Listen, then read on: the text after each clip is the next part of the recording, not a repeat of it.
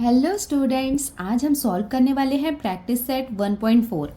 Oh my God, यहाँ पे हमें कुछ वर्ड प्रॉब्लम्स दिख रहे हैं और कुछ सिंबल हमें दिखाई दे रहे हैं जो कुछ अलग तरीके के हैं जो हमने अभी तक नहीं देखा था। तो सबसे पहले इसको हम देख लेते हैं ये क्या है, इसके कॉन्सेप्ट को समझ जाते हैं, उसके बाद ये फिर प्रैक्टिस सेट हम स्टार्ट करते हैं। तो सबसे पहले हम पढ़ेंगे ऑपरेशंस ऑन सेट्स, मतलब सेट्स में जो ऑपरेशंस होते हैं। ऑपरेशन का मतलब addition, subtraction, multiplication and division. जो हॉस्पिटल में ऑपरेशन हो रहा है उसकी बात हम नहीं कर रहे हैं। तो सबसे पहले हम देखते हैं कि इंटरसेक्शन ऑफ टू सेट्स क्या होता है। इंटरसेक्शन को जानने से पहले देखो, ये सिंबल को हम पहचान जाते हैं। ये जैसा उल्टा यू होता है ना, इसे हम क्या कहते हैं, इंटरसेक्शन। देखो यहाँ पे हमें दिया हुआ है, it is denoted as A intersection B and read as A intersection B. तो सबसे पहले हमें जानना होगा कि इंटरसेक्शन क्या होता है। देखो, इंटरसेक्शन को समझने से पहले हम उसका एक एग्जाम्पल देख लेते हैं। एग्जाम्पल देखेंगे ना तो हमें तुरंत समझ में आ जाएगा। तो सबसे पहले हम इसका वेन डायग्राम देखते हैं। देखो, सेट ए के एलिमेंट्स क्या क्या हैं, 1 3 5 7। ये है यहाँ पे सेट ए 1 3 5 7। और ये है बी। सेट बी के एलिमेंट्स क्या हैं, 2 3 6 8।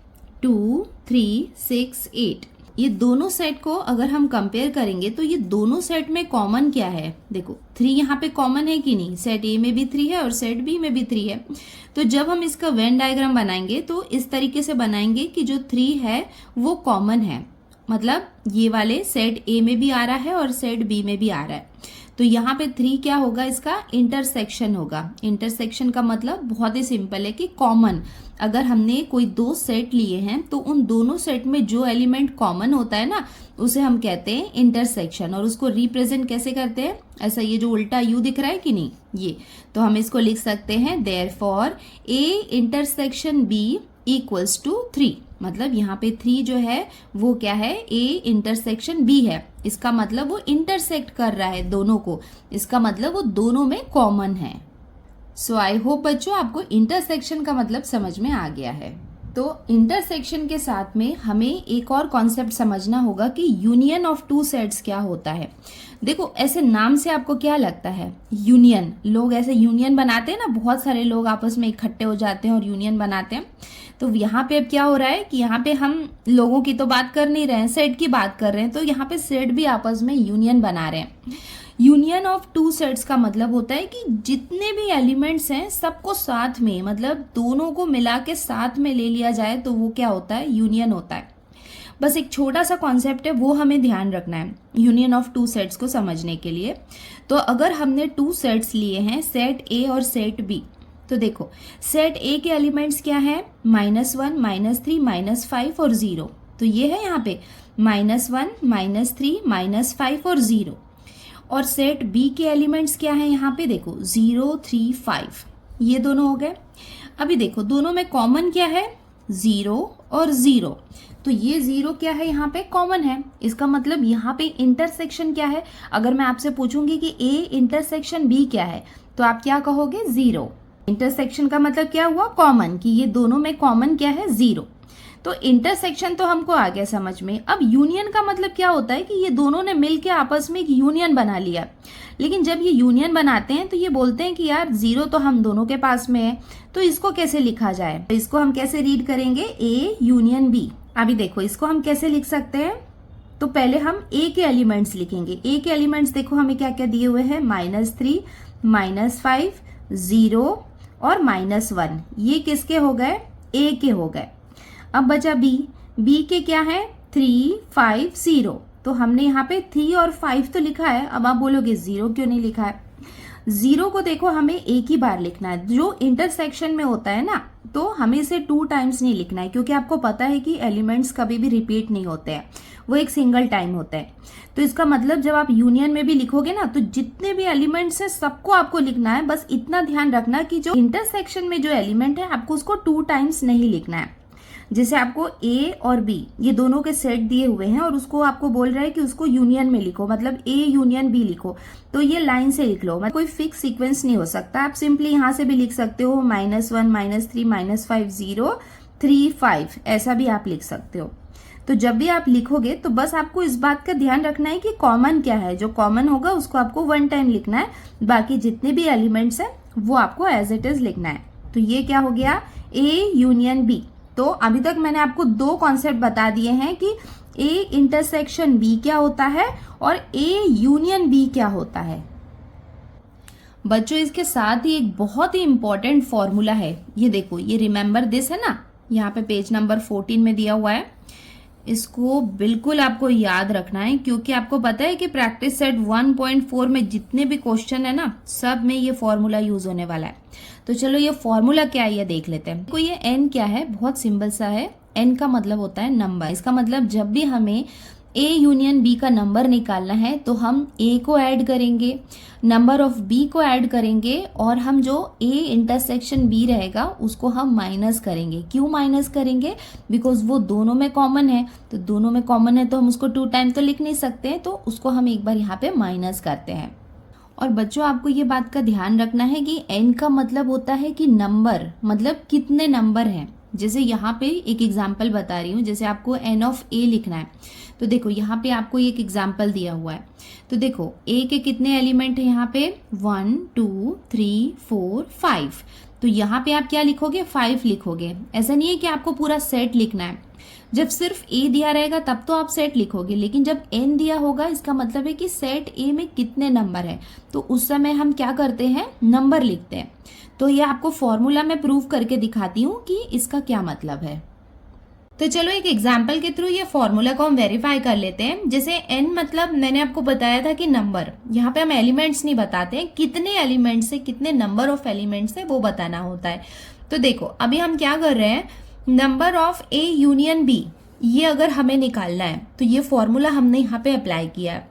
देखो एन ऑफ ए मतलब ए में कितने एलिमेंट्स है, तो देखो ये ए है, इसमें कितने एलिमेंट्स है, एन मतलब नंबर बताना है, तो ये कितने हैं, 1 2 3 4। तो यहाँ पे हम लिखेंगे 4 प्लस एन ऑफ बी, मतलब बी में कितने नंबर ऑफ एलिमेंट्स हैं, तो ये कितने हैं, 1 2 3। तो यहाँ पे हम लिखेंगे 3 minus n of A intersection B, मतलब ए इंटरसेक्शन बी का नंबर क्या है। देखो ए इंटरसेक्शन बी में सिर्फ 0 है ना, मतलब 1 डिजिट है यहाँ पे, तो यहाँ पे हम क्या लिखेंगे, 1 इक्वल्स टू, देखो 4 प्लस 3 कितना हो जाएगा, 7 माइनस 1 इक्वल्स टू, 7 में से 1 माइनस किया तो हमें कितना मिलेगा, 6। इसका मतलब number of A union B हमें कितना मिल गया, टोटल 6। 1 2 3 4 5 6, इसका मतलब टोटल 6 नंबर्स है यहाँ पे ए यूनियन बी में। अगर हमें सिंपली ए यूनियन बी लिखना है तो हम सारे एलिमेंट्स को लिखते हैं, और अगर यहाँ पे एन लिखा होगा, n of A union B अगर हमें बताना है तो वो कितना होगा, टोटल 6। सो बच्चों आपको ये फॉर्मूला बिल्कुल याद रखना है, इसको बाय हार्ट कर लो या फिर कम से कम 10 टाइम्स इसको लिखो, तो ये बिल्कुल बाय हार्ट हो जाएगा आपको। तो चलो अब हम स्टार्ट करते हैं प्रैक्टिस सेट सॉल्व करना।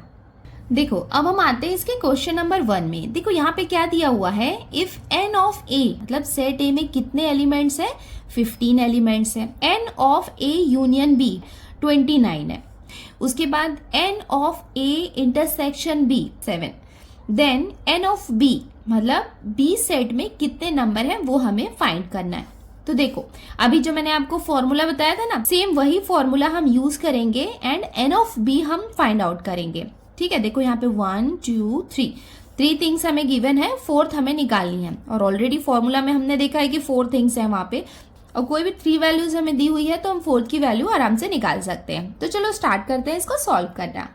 देखो यहाँ पे क्वेश्चन नंबर 1 में हम सॉल्यूशन स्टार्ट करते हैं। हियर एन ऑफ ए हमें पता है ये 15 दिया हुआ है, ए यूनियन बी का नंबर हमें दिया हुआ है 29, और ए इंटरसेक्शन बी हमें गिवन है 7, और एन ऑफ बी हमें यहाँ पे फाइंड आउट करना है। वी नो दैट, ये फॉर्मूला मैंने आपको बताया था ना, ये आपको बाय हार्ट करना है, वही सेम फॉर्मूला हम बार बार रिपीट करेंगे, यहाँ पे यूज करेंगे।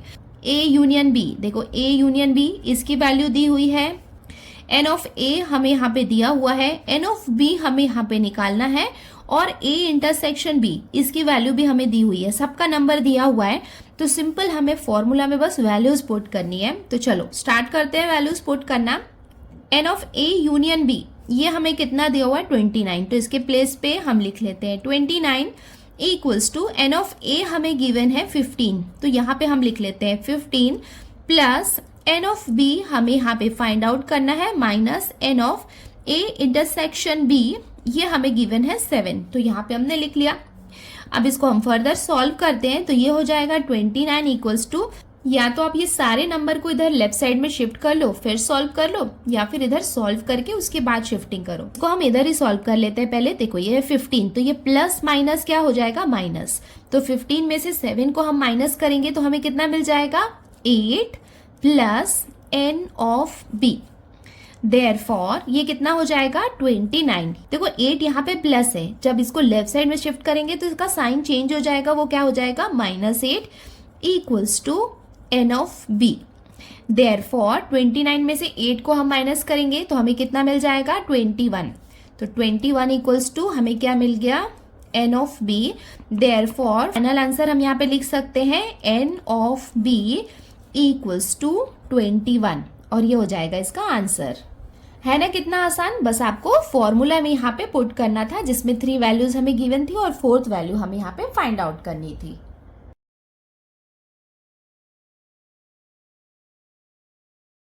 देखो यहाँ पे क्वेश्चन नंबर 2, 3 एंड 4 हमें वर्ड प्रॉब्लम दिया हुआ है। देखो क्वेश्चन नंबर 2 में हमें क्या दिया हुआ है, in a hostel there are 125 students, मतलब एक हॉस्टल में कितने स्टूडेंट हैं, 125 स्टूडेंट्स हैं। Out of which 80 drinks T, जिसमें से 80 बच्चे ऐसे हैं जो क्या पीते हैं, चाय पीते हैं। हम हॉस्टल की बात कर रहे हैं, उस हॉस्टल में 125 टोटल स्टूडेंट है, ठीक है, जिसमें से 80 स्टूडेंट्स ऐसे हैं जो क्या करते हैं, ड्रिंक टी, मतलब वो क्या करते हैं, चाय पीते हैं। 60 ड्रिंक कॉफी, उसमें से 60 ऐसे हैं जो क्या पीते हैं, coffee. And 20 drinks T and coffee both, और 20 ऐसे बच्चे हैं जो दोनों पीते हैं, मतलब चाय भी चलेगा कॉफी भी चलेगा, दोनों पीते हैं। Find the number of students who do not drink tea और कॉफी। हमें क्या फाइंड करना है, ऐसे बच्चे फाइंड आउट करने हैं जो चाय भी नहीं पीते और कॉफी भी नहीं पीते हैं, ऐसे बच्चों को हमें फाइंड आउट करना है। देखो यहाँ पे जो टोटल नंबर है उसको हम एज अ यू ले सकते हैं, यूनिवर्सल सेट, क्योंकि ये क्या है, टोटल नंबर ऑफ स्टूडेंट्स हमें बता रहा है। तो और टी के लिए इसको हम n ऑफ टी से रिप्रेजेंट करेंगे, और कॉफी को किससे करें, c से कर दें तो इसे हम c से रिप्रेजेंट करेंगे, तो ये क्या हो जाएगा, n ऑफ c। और जो दोनों को पी रहे हैं, मतलब चाय भी पी रहे हैं कॉफी भी पी रहे हैं, ऐसे कितने हैं, 20 है। तो ये 20 मतलब क्या हुए, इंटरसेक्शन हुए ना। मैंने आपको बताया था ना कि जैसे जब ए और बी रहता है उसमें जो बीच वाला पार्ट होता है इंटरसेक्शन, जो दोनों में होता है। इसका मतलब 20 बच्चे ऐसे हैं जो चाय भी पी रहे हैं और कॉफी भी पी रहे हैं। इसका मतलब ये क्या हो जाएगा, टी इंटरसेक्शन सी। इसका मतलब ये क्या है, ये चाय भी पी रहे हैं कॉफी भी पी रहे हैं ना। अभी हमें ऐसे बच्चे बताने हैं जो चाय भी नहीं पीते और कॉफी भी नहीं पीते हैं। तो चलो सबसे पहले हम इसको लिख लेते हैं, जो जो पार्ट हमने मेंशन किया है। तो चलो स्टेप बाय स्टेप करते हैं तो आपको सब समझ में आ जाएगा। तो जो आपको मैंने अभी बताया था ना, वही सेम चीज हमने यहाँ पे लिख लिया है। Late U be the set of all students in the hostel, मतलब यू हमने क्या लिया, ऑल स्टूडेंट का सेट लिया। T B the set of students who drink T, मतलब टी हमने सेट लिया जो बच्चे क्या करते हैं, जो स्टूडेंट्स सिर्फ टी पीते हैं। C be the set of students who drink coffee, और कॉफी पीने वाले जितने भी स्टूडेंट्स हैं उसको हमने लिया सेट सी। नाउ सेम इसी चीज को हमने नंबर के फॉर्म में लिख लिया। देयरफॉर एन ऑफ यू, मतलब टोटल नंबर ऑफ स्टूडेंट हमने लिख लिया 125। एन ऑफ टी, मतलब टी पीने वाले बच्चे हमने लिख लिए 80। एन ऑफ सी, मतलब कॉफी पीने वाले बच्चे कितने हो गए, 60। और n of T intersection C, मतलब जो बच्चे कॉफी और टी दोनों पीते हैं वो भी हमने लिख लिया। हमें ऐसे बच्चे पता करने हैं जो चाय भी नहीं पीते और कॉफी भी नहीं पीते। तो उसके पहले हमें ये पता करना होगा कि कितने ऐसे बच्चे हैं जो या तो चाय या तो कॉफी पीते हैं, मतलब टोटल नंबर ऑफ स्टूडेंट्स जो या तो चाय पी रहे हैं या कॉफी पी रहे हैं या फिर दोनों पी रहे हैं।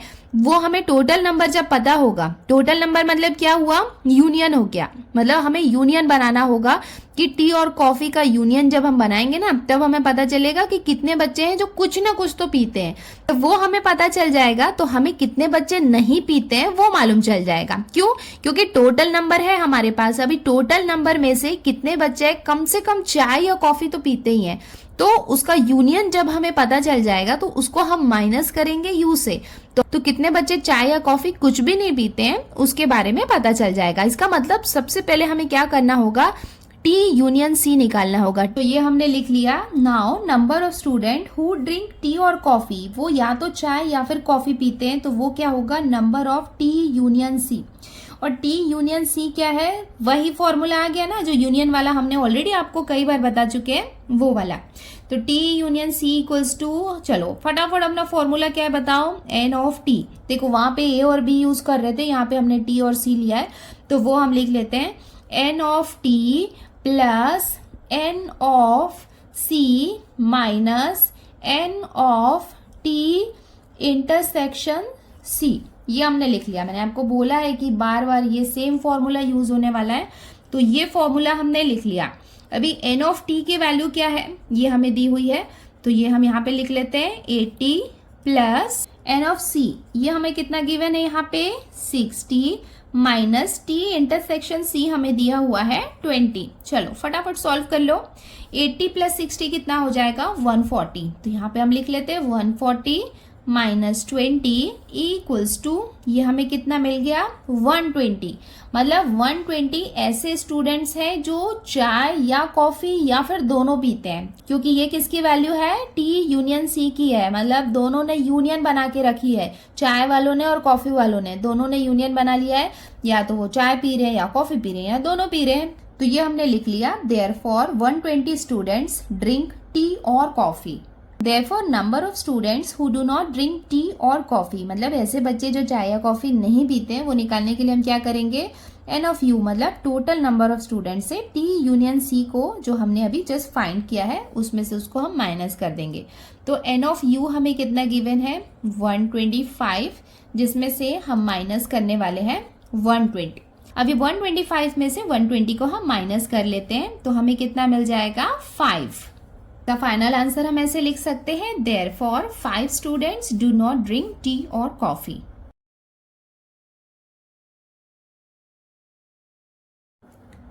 ये सेम क्वेश्चन को हम एक अल्टरनेट मेथड से भी सॉल्व कर सकते हैं, जिसमें हम वेन डायग्राम के थ्रू इसको सॉल्व करेंगे। तो चलो ये देख लेते हैं।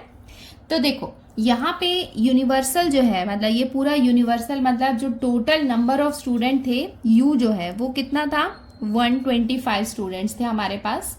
उसके बाद ये है टी, मतलब जो टी पीने वाले स्टूडेंट्स हैं वो, और ये है सी मतलब जो कॉफी पीने वाले स्टूडेंट्स हैं। एन ऑफ टी ये हमें कितना गिवन है 80, मतलब यहाँ पे हम लिख लेते हैं 80, और सी मतलब कॉफी पीने वाले कितने स्टूडेंट्स हैं, ये हमें गिवन है 60। उसके बाद में कुछ स्टूडेंट ऐसे हैं, मतलब ये जो इंटरसेक्शन वाला पार्ट है, इसको चाहिए तो आप शेडेड भी कर सकते हैं। तो इंटरसेक्शन मतलब ऐसे स्टूडेंट जो टी और कॉफी दोनों पीते हैं, तो वो कितने हैं 20। तो अभी हमें क्या करना है, टोटल यूनियन निकालना है। यूनियन का मतलब है कि टोटल कितने स्टूडेंट हैं वो या तो चाय पी रहे हैं या कॉफी पी रहे हैं या दोनों पी रहे हैं। देखो यहाँ पे 20 जो है वो कॉमन है, इंटरसेक्शन है, मतलब इसको टोटल निकालने के लिए हम क्या करेंगे, यहाँ पे भी -20 करेंगे और यहाँ पे भी -20 करेंगे। तो इसको हमने माइनस किया तो हमें कितना मिल गया 60, यहाँ पे इसको हमने माइनस किया तो हमें कितना मिल गया 40। इसका मतलब टोटल कितने स्टूडेंट हैं जो चाय या कॉफी या फिर दोनों पीते हैं, तो वो कितना हो जाएगा 60 + 20 + 40, तो ये कितना हो जाएगा 120। इसका मतलब 120 स्टूडेंट्स जो है वो टी कॉफी या फिर दोनों पीते हैं। और हमें क्या बताना था कि ऐसे स्टूडेंट जो चाय या कॉफी कुछ भी नहीं पीते हैं। तो अगर टोटल नंबर ऑफ स्टूडेंट्स 125 है तो उसमें से हम 120 को माइनस करेंगे तो 5 स्टूडेंट्स ऐसे होंगे जो चाय या कॉफी कुछ भी नहीं पीते हैं। तो वेन डायग्राम के थ्रू निकालना तो बहुत ज्यादा ईजी है। तो ये भी एक मेथड है जिसे आप यूज कर सकते हो। जब आप वेन डायग्राम वाला मेथड यूज करेंगे तो ये तो आपको ड्रॉ करना ही करना है, उसके साथ में ही ये आपको लिखना है कि यू यहाँ पे क्या है, all students in the hostel है, टी यहाँ ऐसे स्टूडेंट जो टी पीते हैं और सी ऐसे स्टूडेंट जो क्या करते हैं कॉफी पीते हैं। और ये हमने यहाँ पे मेंशन कर दिया कि एन ऑफ यूनिवर्सल यहाँ पे हमने क्या लिया है 125, टी का नंबर कितना है 80, कॉफी का है 60 और number of T intersection C हमें कितना दिया हुआ है 20। सो अभी जैसा मैंने आपको बताया टोटल नंबर निकालने का, तो यहाँ पे हम लिख सकते हैं now number of students who drink tea और कॉफी। तो ये हम कैसे निकालेंगे, n of T union C. तो ये जो मैंने आपको शो किया है ना, ये क्या है टी यूनियन सी है। तो यहाँ पे हमने कैसे निकाला था 60 प्लस 20 प्लस 40, तो टोटल नंबर ऑफ स्टूडेंट जो कुछ ना कुछ पीते हैं वो कितने हो गए थे 120। तो यहाँ पे हम लिख सकते हैं therefore number of students who do not drink tea और कॉफी, ये हम कैसे निकाल सकते हैं, जो यूनिवर्सल सेट है उसमें से हम यूनियन को माइनस करेंगे। तो यहाँ पे टोटल नंबर ऑफ स्टूडेंट कितने थे 125, जिसमें से टी यूनियन सी हमने कितना फाइंड किया था 120।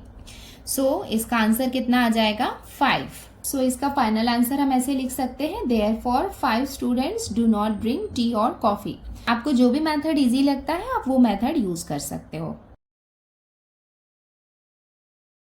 अब हम आते हैं क्वेश्चन नंबर 3 में। देखो यहाँ पे हमें क्या दिया हुआ है, in a competitive exam 50 students passed in English. मतलब एक कॉम्पिटिटिव एग्जाम था जिसमें 50 स्टूडेंट्स जो थे वो इंग्लिश में पास हुए, 60 स्टूडेंट्स पास्ड इन मैथमेटिक्स, और मैथमेटिक्स में 60 स्टूडेंट्स पास हुए। 40 students passed in both the subject, मतलब 40 स्टूडेंट्स ऐसे हैं जो इंग्लिश और मैथमेटिक्स दोनों में पास हो गए हैं। None of them fail in both the subjects, मतलब ऐसे कोई भी बच्चे नहीं है जो किसी भी सब्जेक्ट में फेल हुए हैं।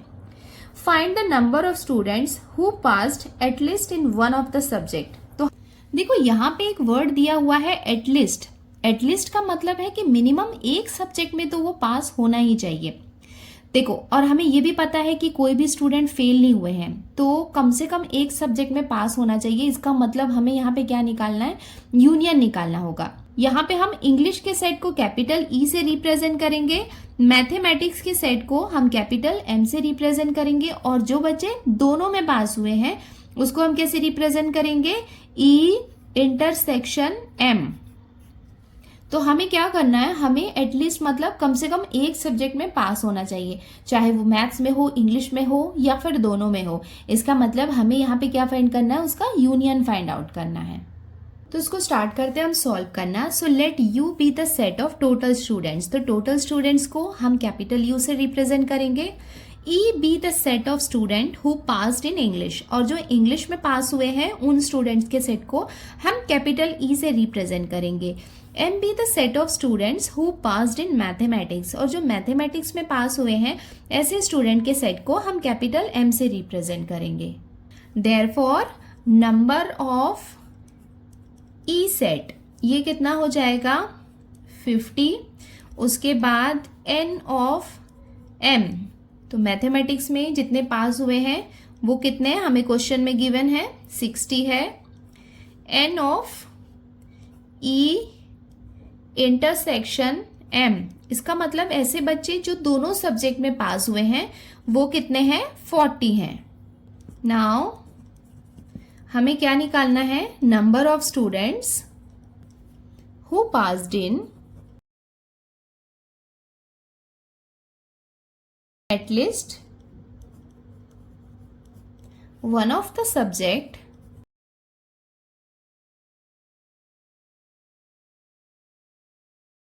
तो ये जैसा कि हमने अभी डिस्कस किया कि जो कम से कम एक सब्जेक्ट में हो तो वो हमें क्या निकालना होगा, यूनियन निकालना होगा। इसका मतलब हमें क्या निकालना है, ई यूनियन एम, मतलब ई और एम दोनों का यूनियन हमें निकालना है। और अगेन देखो आ गया ना वो सेम फॉर्मूला। सो फॉर्मूला के अकॉर्डिंग हम लिख सकते हैं n of E plus n of M minus n of E intersection M, मतलब दोनों का यहाँ पे प्लस करके उनके इंटरसेक्शन को माइनस करना होता है। ये फॉर्मूला हम बार बार यूज कर रहे हैं। नाउ अभी हम इसमें वैल्यूज पुट कर देते हैं। देखो एन ऑफ ई हमें कितना गिवन है 50, तो यहाँ पे हम लिख लेते हैं 50 प्लस एन ऑफ एम, ये हमें गिवन है 60, तो इसके प्लेस में हम लिखते हैं 60 माइनस इंटरसेक्शन, ये कितना है 40 इक्वल्स टू 50 प्लस 60 को हम ऐड करेंगे तो हमें कितना मिलेगा 110 माइनस 40 हम करेंगे तो हमें कितना मिल जाएगा 70। सो इसका फाइनल आंसर हम कैसे लिख सकते हैं, therefore the number of students who passed in at least in one of the subject is 70। सो ऐसे 70 स्टूडेंट्स होंगे जो कम से कम एक सब्जेक्ट में तो पास हुए ही हैं। अब आप कहेंगे कि हमने यहाँ पे इसको डायरेक्ट ऐड क्यों नहीं किया, बिकॉज यहाँ पे जो हमें डेटा दिया हुआ है वो मिक्स्ड टाइप है, मतलब इंग्लिश और मैथ्स है, इसमें जो 40 है तो ये जो 40 है वो कहीं ना कहीं इनका पार्ट है, तो एक मिक्स्ड टाइप का डेटा है जिसे हम डायरेक्टली नहीं ले सकते हैं, तो उसके लिए हमें क्या करना होता है, यूनियन निकालना होता है। इसके साथ ही मैं आपको एक अल्टरनेट मेथड भी बता देती हूँ वेन डायग्राम के थ्रू। आप चाहें तो आपको जो भी मेथड इजी लगता है वो आप यूज कर सकते हैं। तो यहाँ पे जब हम अल्टरनेट मेथड यूज कर रहे हैं तो ये है अपना ई और इधर है अपना ये मैथमेटिक्स।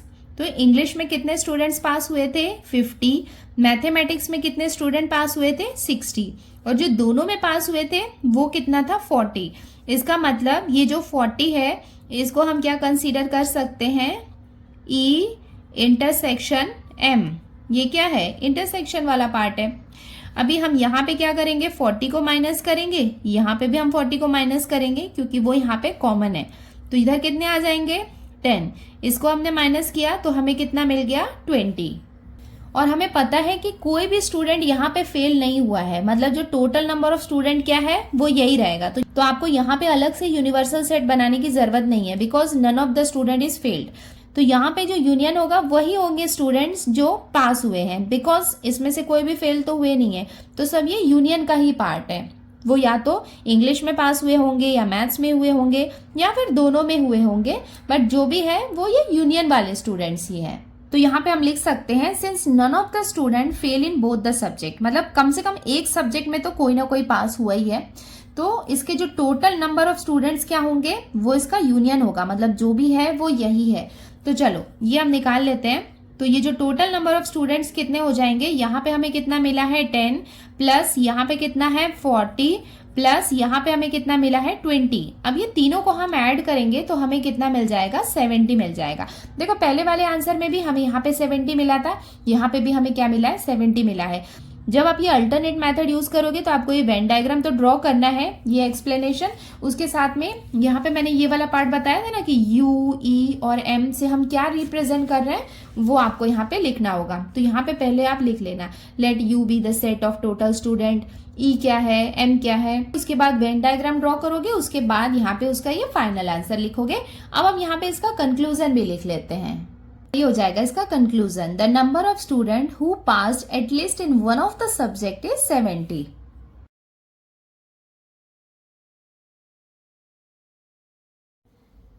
अब हम आते हैं क्वेश्चन नंबर 4 में। देखो यहाँ पे हमें क्या दिया हुआ है, a survey was conducted to know the hobby of 220 students of class 9। तो क्लास 9 के टोटल कितने स्टूडेंट्स हैं, 220 स्टूडेंट्स हैं। तो एक सर्वे कंडक्ट किया गया उनकी हॉबीज जानने के लिए, out of which 130 students informed about their hobby as rock climbing। 130 students की हॉबी क्या थी, रॉक क्लाइंबिंग। रॉक क्लाइंबिंग मतलब पहाड़ों पे चढ़ना उन्हें पसंद था। And 180 students informed about their hobby as a sky watching। और स्काई वॉचिंग मतलब जैसे तारों को देखना, तो 180 स्टूडेंट्स को स्काई वॉचिंग पसंद थी।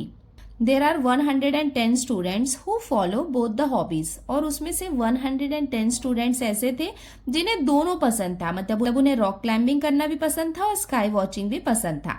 Then how many students do not have any of the two hobbies. तो हमें ऐसे स्टूडेंट्स बताने हैं जिनकी ये दोनों में से कोई भी हॉबी नहीं है, मतलब उन्हें रॉक क्लाइंबिंग भी नहीं पसंद है और स्काई वॉचिंग भी नहीं पसंद है। तो ऐसे स्टूडेंट का हमें बताना है। तो ये हो गया सबसे फर्स्ट सिचुएशन जो हमें फाइंड आउट करनी है। सेकेंड, यहाँ पे एक और क्वेश्चन दिया हुआ है, how many of them follow the hobby of rock climbing only. तो हमें बताना है कि सिर्फ रॉक क्लाइंबिंग कितने बच्चों को पसंद है। एक और यहाँ पे थर्ड क्वेश्चन हमें दिया हुआ है, how many students follow the hobby of sky watching only. अभी इसको हम स्टेप बाय स्टेप सॉल्व करते जाएंगे तो ये बहुत इजी लगने लगेगा। देखो यहाँ पे यूनिवर्सल सेट हम यू किसको ले लेते हैं, ये क्या है, टोटल नंबर ऑफ स्टूडेंट्स है। रॉक क्लाइंबिंग वाले जो स्टूडेंट्स हैं उसको हम कैपिटल आर के सेट से रिप्रेजेंट करेंगे, जो स्काई वॉचिंग वाले हैं उसको हम कैपिटल एस से रिप्रेजेंट करेंगे। और जो 110 है ये कौन से हैं, इंटरसेक्शन है, मतलब आर इंटरसेक्शन एस है, मतलब ये वो स्टूडेंट्स हैं जिन्हें ये दोनों पसंद है। तो इंटरसेक्शन को हम कैसे रिप्रेजेंट करते हैं, आर इंटरसेक्शन एस। तो चलो ये हम सबसे पहले लिख लेते हैं और स्टेप बाय स्टेप इसको सॉल्व करते हैं। काफी बड़ा सा दिख रहा है बट इसको सॉल्व करेंगे then you will find that it's very easy. देखो यहाँ पे हमने ये सारे स्टेटमेंट्स लिख लिए हैं। Late U be the set of students of class 9। तो क्लास 9 के जितने भी स्टूडेंट है, टोटल स्टूडेंट्स, उसको हमने सेट यू लिया है। R B the set of students who follow the hobby of rock climbing, मतलब रॉक क्लाइंबिंग वाले सेट को हमने आर से रिप्रेजेंट किया है। S B the set of students who follow the hobby of sky watching. तो sky watching वाले students हैं, उनके सेट को हमने एस लिया है। अब देखो हमें इसके नंबर्स गिवन है, तो हम नंबर के फॉर्म में कैसे लिख सकते हैं? देयरफॉर एन ऑफ यू मतलब क्या हुआ? ये यूनिवर्सल सेट, मतलब ऑल स्टूडेंट्स। तो नंबर कितना है? 220। एन ऑफ आर मतलब ये क्या है? रॉक क्लाइंबिंग वाले कितने बच्चे हैं? 130। ऑफ एस, इसका मतलब स्काई वॉचिंग वाले कितने बच्चे हैं? 180। और ये हमने देखा ना कि ये ऐसे बच्चे हैं जिन्हें रॉक क्लाइंबिंग और स्काई वॉचिंग दोनों पसंद है। और दोनों होता है मतलब वो किस में आता है? इंटरसेक्शन में आता है। ऐसे हम इंटरसेक्शन को रिप्रेजेंट करते हैं। तो n of R intersection S, ये हमें कितना दिया हुआ है? 110। देखो हमें सबसे पहले क्या निकालना है कि ऐसे बच्चे जिन्हें कुछ भी नहीं पसंद है, मतलब उन्हें स्काई वॉचिंग भी नहीं पसंद है और रॉक क्लाइंबिंग भी नहीं पसंद है, तो उनको निकालने के लिए हमें टोटल नंबर ऑफ स्टूडेंट पता होने चाहिए ना, जिनकी कुछ ना कुछ, एटलीस्ट कुछ ना कुछ हॉबी होगी। तो वो कुछ ना कुछ हॉबी वाले स्टूडेंट अगर हम टोटल नंबर निकाल लें और उसको हम ये यूनिवर्सल सेट से माइनस करेंगे तो हमें आंसर मिल जाएगा। तो वही अपना सेम फॉर्मूला जो अभी तक हम अप्लाई कर रहे थे वो भी हम लिख लेते हैं। Now n R union S. R union S का मतलब क्या है? हम यहाँ पे टोटल नंबर ऑफ स्टूडेंट्स निकाल रहे हैं जिनकी कुछ ना कुछ तो हॉबी है ही है। तो इसको हम लिख सकते हैं n of R plus n of S minus n of R intersection S. मतलब जो फॉर्मूला हम अभी तक यूज कर रहे थे ना, वो हमने यहाँ पे लिख लिया। तो सारे वैल्यूज इसमें पुट कर देते हैं। देखो आर की वैल्यू कितनी गिवन है? 130 प्लस एस हमें कितना गिवन है? 180 माइनस इंटरसेक्शन हमें कितना गिवन है? 110। चलो इसको सॉल्व कर लेते हैं। 130 और 180 को हम ऐड करेंगे तो हमें कितना मिलेगा? 310 माइनस 110। तो चलो इसको फटाफट माइनस कर लो तो हमें कितना मिल गया? 200। Therefore n of R union S, मतलब ये क्या हो गया? यूनियन बना लिया हमने। मतलब 200 ऐसे स्टूडेंट्स हैं उन्हें या तो रॉक क्लाइंबिंग पसंद है या स्काई वॉचिंग पसंद है या दोनों पसंद है। मतलब अभी हमने ऐसे स्टूडेंट्स निकालिए जिन्हें कुछ ना कुछ तो पसंद है ही है। तो ये क्या हो गया? इसका यूनियन हो गया। देखो हमें क्वेश्चन के अंदर 3 सब क्वेश्चन दिए हुए हैं। तो सबसे पहला हमें क्या निकालना है? Number of students who do not have any of the 2 hobbies, मतलब जिसकी कुछ भी हॉबी नहीं है वो हम सबसे पहले निकाल लेते हैं। तो इसको हम कैसे निकाल सकते हैं? एन ऑफ यू, मतलब हमने यूनिवर्सल सेट लिखना है और उसको हमें माइनस करना है यूनियन के साथ में, आर यूनियन एस। तो देखो टोटल नंबर ऑफ, यूनिवर्सल का मतलब हुआ टोटल नंबर ऑफ स्टूडेंट्स कितने थे? 220 माइनस यूनियन 200 स्टूडेंट्स है। तो चलो इसको फटाफट माइनस करते हैं तो हमें कितना मिल गया? 20। तो यहाँ पे 20 क्या है?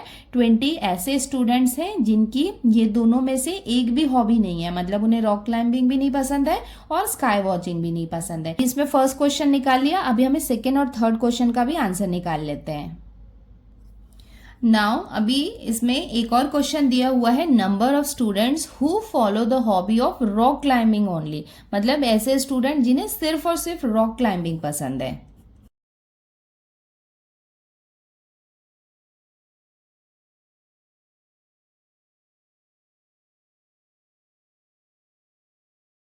नाउ इसको हम कैसे निकाल सकते हैं? देखो एन ऑफ आर ये हमें गिवन है। एन ऑफ आर का मतलब है ऐसे स्टूडेंट्स जिन्हें रॉक क्लाइंबिंग पसंद है, बट इसमें से ऐसे स्टूडेंट भी है ना जिन्हें स्काई वॉचिंग भी पसंद है। और यहाँ पे हमें क्या बताना है? रॉक क्लाइंबिंग ओनली, मतलब प्योरली उन्हें सिर्फ रॉक क्लाइंबिंग ही पसंद है।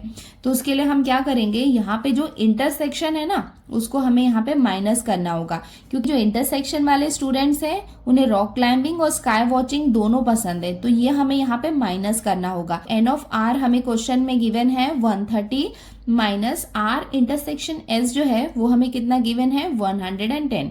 तो इसको हम माइनस करेंगे तो हमें कितना मिलेगा? 20। इसका मतलब 20 ऐसे स्टूडेंट्स हैं जिनकी हॉबी सिर्फ और सिर्फ रॉक क्लाइंबिंग है। ना अभी एक और क्वेश्चन दिया हुआ है हमें, number of students who follow the hobby of sky watching only, मतलब जिन्हें सिर्फ और सिर्फ स्काई वॉचिंग पसंद है।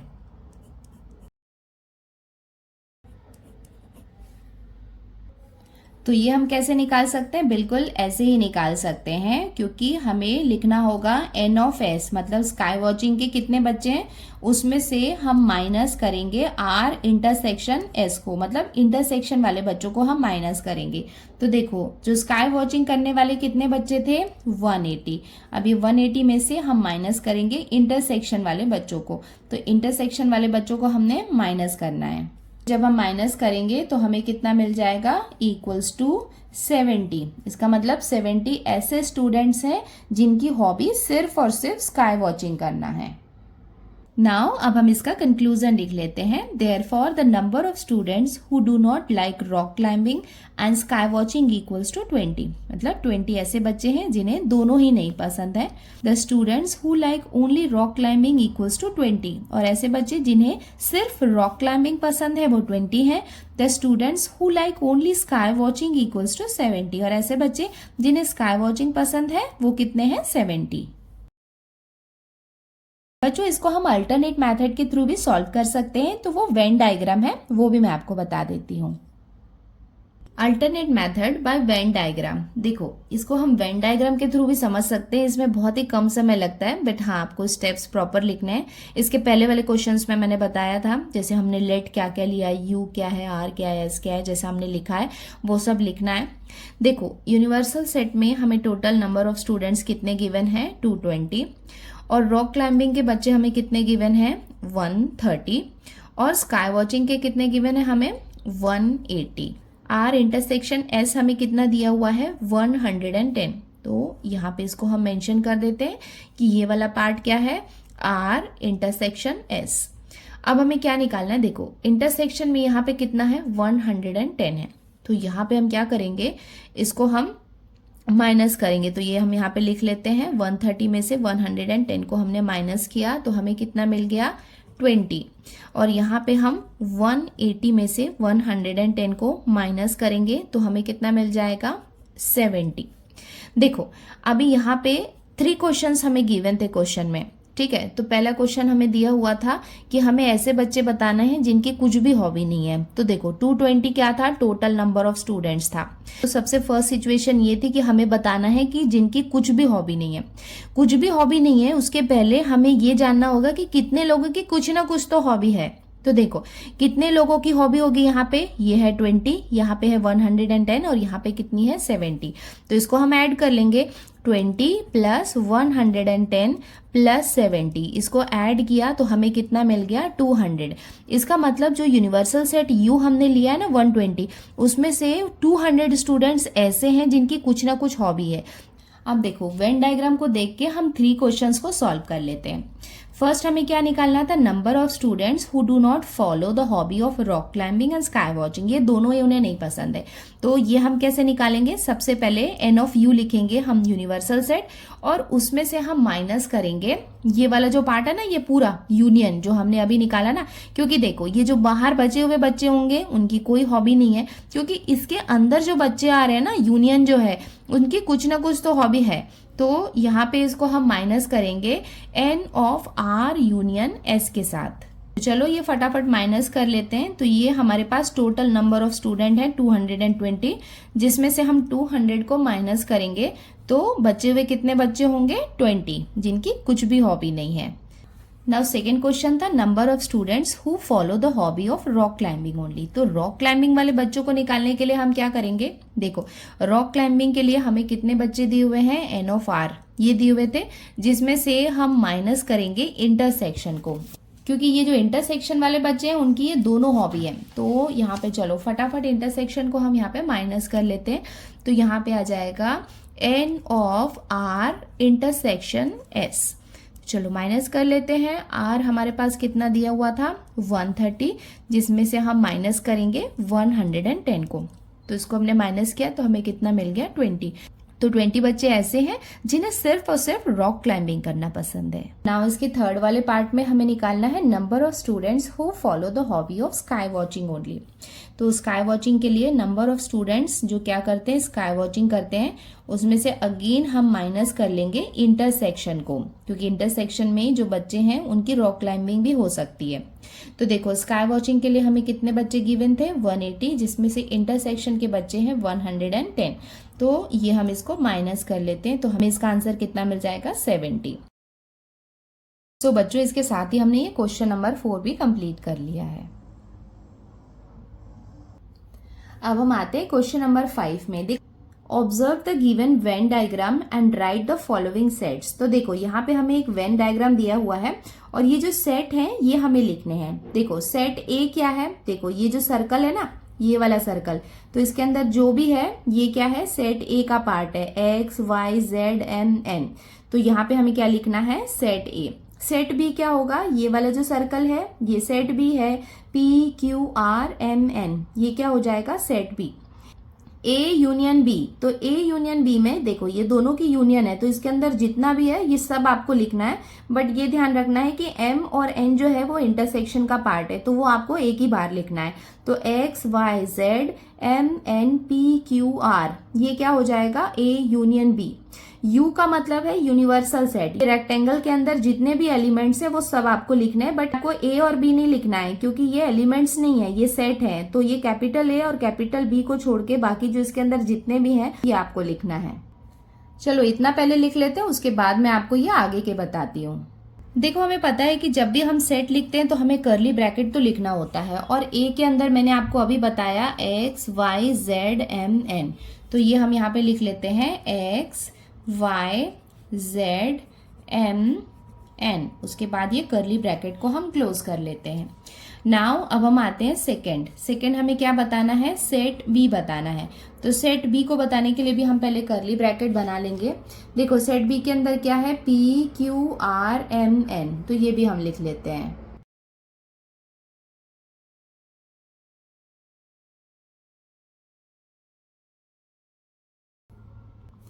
थर्ड हमें यहाँ पे लिखना है ए यूनियन बी, मतलब ए और बी का ये यूनियन जो है ये हमें पूरा लिखना है, x y z m n p q r. इसका कोई स्पेसिफिक सीक्वेंस नहीं होता है, तो आप कहीं से भी शुरुआत कर सकते हो, बट हाँ ये आपको ध्यान रखना है कि एलिमेंट्स रिपीट नहीं होने चाहिए। तो चलो ये भी हम लिख लेते हैं इसका थर्ड वाला। थर्ड हमें निकालना है A union B equals to, तो हम यहाँ पे कर्ली ब्रैकेट बना लेंगे, उसके आगे हम लिख सकते हैं x y z m n p q r. Now next है फोर्थ में हमें क्या करना है, यूनिवर्सल सेट बनाना है। तो देखो यूनिवर्सल सेट का मतलब क्या होता है कि ये जो रेक्टेंगल है ना, इसके अंदर जितने भी एलिमेंट्स हैं वो सब हमें लिखना है। ए और बी यहाँ पे एलिमेंट नहीं है, ये सेट है, तो ये आपको ध्यान रखना है कि ये नहीं लिखना है। तो चलो जितना भी हमें दिख रहा है हम सब लिख लेते हैं। सबसे पहले हम लिख लेते हैं ए वाले, तो ये हो जाएगा x y z m n. B के सेट में हमें क्या दिया हुआ है, पी क्यू आर। उसके बाद देखो यहाँ पे एस और टी दिया हुआ है ना, ये भी इस यूनिवर्सल सेट के अंदर आता है, तो वो भी हम लिख लेते हैं S T. Now next fifth में हमें क्या दिया हुआ है, ए कॉम्प्लीमेंट। देखो कॉम्प्लीमेंट निकालना मैंने आपको पहले भी बताया था कि कॉम्प्लीमेंट मतलब क्या होता है, जैसे ए का कॉम्प्लीमेंट है, ए का कॉम्प्लीमेंट है, इसका मतलब क्या होता है कि सेट ए को छोड़ के बाकी जितने भी एलिमेंट्स है वो आपको लिखना है। देखो ये है पूरा यूनिवर्सल सेट जिसमें ए कॉम्प्लीमेंट का मतलब है कि ए को छोड़ देना है, ए को x y z m n इसको छोड़ देना है, और बाकी का ये जितना भी पार्ट इसका जो बचा हुआ है ना वो क्या होता है, ए कॉम्प्लीमेंट होता है। तो देखो अगर हमने x y z m n को छोड़ दिया तो बाकी यहाँ पे क्या क्या बाकी है, p q R S T, तो ये क्या हो जाएगा, ए कॉम्प्लीमेंट। हमेशा याद रखना कि जब भी डैश लगा होगा ना इसका मतलब ये कॉम्प्लीमेंट होता है। तो इसका भी कॉम्प्लीमेंट हमें दिया हुआ है उसको बिल्कुल छोड़ देना है, उसको छोड़ के बाकी का जितना भी पार्ट है वो सब आपको लिखना है। तो चलो ए का कॉम्प्लीमेंट यहाँ पे हमें क्या मिल जाएगा, P q R S T. Now next हमें दिया हुआ है बी कॉम्प्लीमेंट। जो बी वाला सर्कल है ना, PQRMN, बी के सर्कल के अंदर जितने भी हैं उनको छोड़ के बाकी के जितने भी पार्ट है वो आपको लिखना है। तो वो क्या हो जाएगा, बी कॉम्प्लीमेंट, मतलब XYZST, ये क्या हो जाएगा, बी कॉम्प्लीमेंट।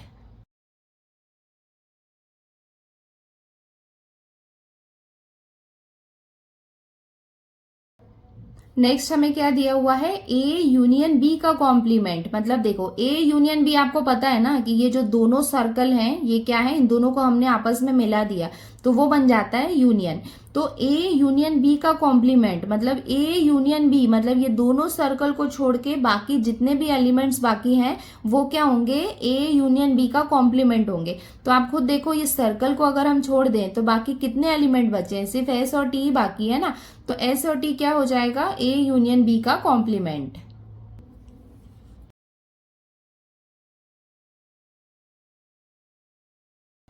क्वेश्चन नंबर 5 तो बहुत ही ज्यादा इजी था ना बच्चों, मतलब देख के ऐसा लग रहा होगा कि अरे बाप रे, वेन डायग्राम में क्या क्या इसमें फाइंड आउट करना है।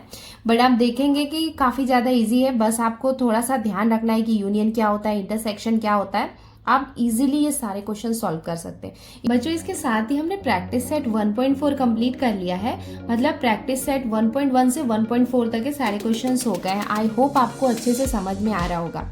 मतलब 9th स्टैंडर्ड में ऐसा लगता है कि यार सेट है, नया कॉन्सेप्ट है, डिफिकल्ट होगा, बट नहीं, काफ़ी ज़्यादा ईजी है ये चैप्टर। अब हम जल्दी मिलते हैं नेक्स्ट वीडियो में with problem set 1। Till then bye and study well.